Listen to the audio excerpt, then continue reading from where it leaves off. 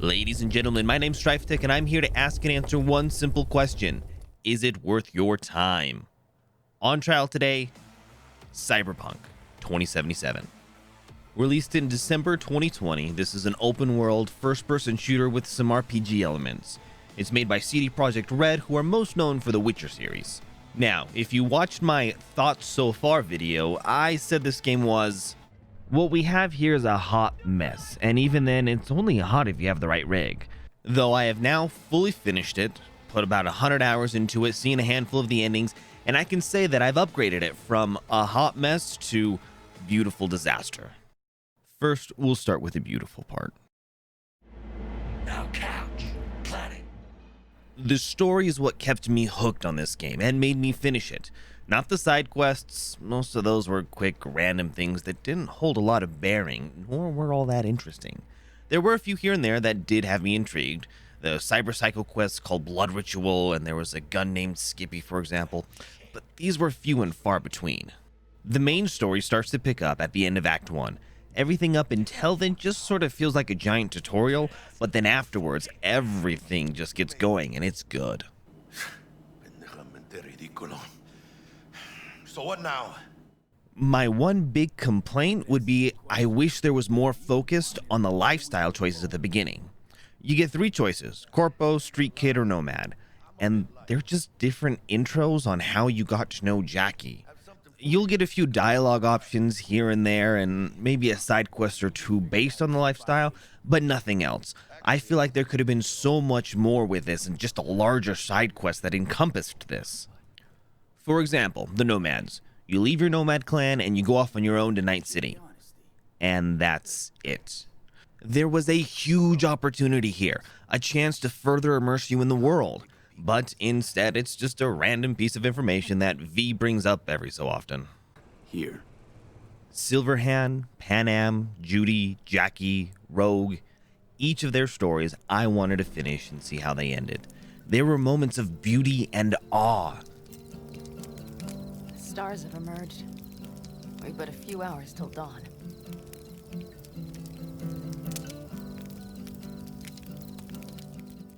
But far too often it was tarnished by the rest of the game's many issues, like getting constant phone calls and texts during very important parts of story quests. Nice touch. Everything's fine. Clean as a whistle. Hey, Judy. How you feeling? Shitty, but something came to me.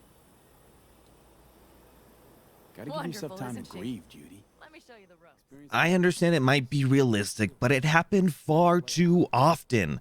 We needed something like a 300-foot no-call, no-text zone while you're actively engaged with an NPC as part of a quest. Or maybe have V notice and put his phone on silent and just let the quest continue. V, how you feeling? The story did a great job of weaving these characters in and out, making them part of the main narrative. Then at the end, depending on the quest you completed and how far you took them, you had a few endings to pick from that involved them directly.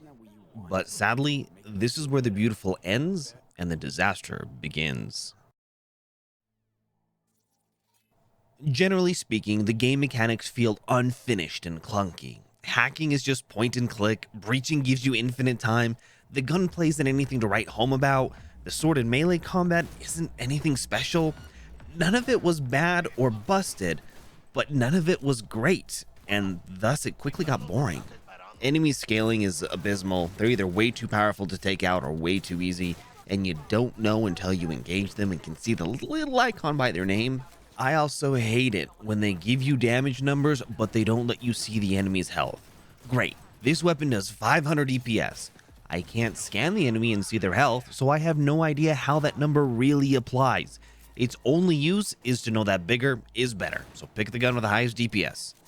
Then if you take a look at the armor, they tell you nothing as to what it does. So I have 300 HP and 4000 armor. You think, okay, I can take 4000 damage before that 300 HP starts being taken away? No. Yet enemies can take thousands of damage.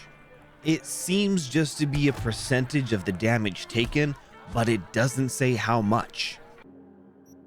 There's even something in one of the skill trees that says enemies don't notice you when you're underwater. I went underwater once the entire game for a side quest. There is no reason this skill should exist. Now, it wasn't all bad. There were some cool ideas in the gunplay. The smart guns let you auto-target an enemy and then shoot them from around a corner. There were guns that will let you charge up and then penetrate walls to hit enemies behind them. There were different iconic guns and weapons with unique abilities to them. However, many times when you found these and used them, it almost felt like cheating. It's like over the 8 years of development, they had this giant buffet table with a whole bunch of great ideas, and they loaded up their plate with all of them, and they only took a few bites of each. So most of the ideas we have work, but they aren't anything amazing, and many just leave you confused and frustrated. However, there is mod capability, and the modding community has done a lot to fix many of the issues in the game. For instance, there's instant crafting, better HDR, better car handling, other hairstyles, a better minimap, a walk button. Yeah, I don't know how much I hated this. You are just too fast to be with an NPC, and they have a tiny area around them that you have to stand to be able to walk as they're walking with them. It was just frustrating. I needed a walk button and a dedicated dodge button. It's right now double tap in a direction, and many times I just ended up flying off a roof. All in all, they needed to take a few steps back and cut out many of these features, honestly. Focus on what they had. There are glimpses of brilliance in here, just marred by lackluster and unfinished implementation. I'm running a 1080 Ti, so high-end from a couple of generations ago. It does not support ray tracing nor DLSS, so I can't take advantage of either of those, and given the rest of my rig, I can actually only run this game on low for the most part. Now, it doesn't look bad, but it doesn't look anywhere near as good as it could have possibly been. Honestly, the graphics don't look like they're of this gen or even last gen. Don't get me wrong, it isn't bad, but it seems like all the focus went into utilizing ray tracing and pushing the envelope, which makes things look amazing. But for everyone else that doesn't have a 30 series card or on the latest generation console, it's nothing special, especially compared to all the other 2020 releases that were absolutely gorgeous. There are graphical glitches galore. You have duplicate NPCs walking around. If you take a close enough look, there's only 4 different walk animations you'll see on the streets. Random people T-posing in the middle of the streets, gun issues, clothes issues. The list is almost endless. There were a lot of graphical distractions and bugs in this game. The endless stream of graphical issues slowly break you down until they're commonplace, and then Night City turns into Bug City. The music in this game was incredible when there was music. If you were in a car, you could get the radio, but besides that, it was just the generic gameplay music, which wasn't bad, just not very memorable.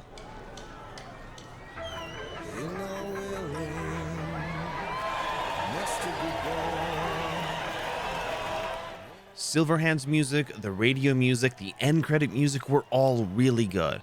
My guess is someone's already making a Radio Anywhere mod.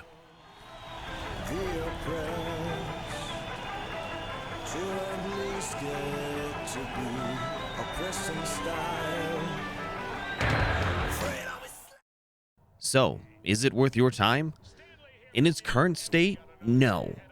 Maybe if you have a 30 series car, the eye candy can help you gloss over some of the many issues, but honestly, even then, no. Yes, I did sink some 100 hours into this, but that was to ensure I could properly review it.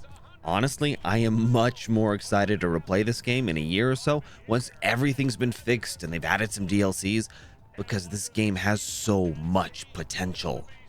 CD Projekt Red has released a somewhat vague timeline of the promised fixes. Given all the work they've done in the Witcher series, especially Witcher 3, I do believe that this game will be amazing. Just, it's not right now, and I don't recommend it right now. My name's been Stryftek, and thank you for watching. If you enjoyed this video, by all means, feel free to click that like and subscribe button, and I'll see you next time on Is It Worth Your Time?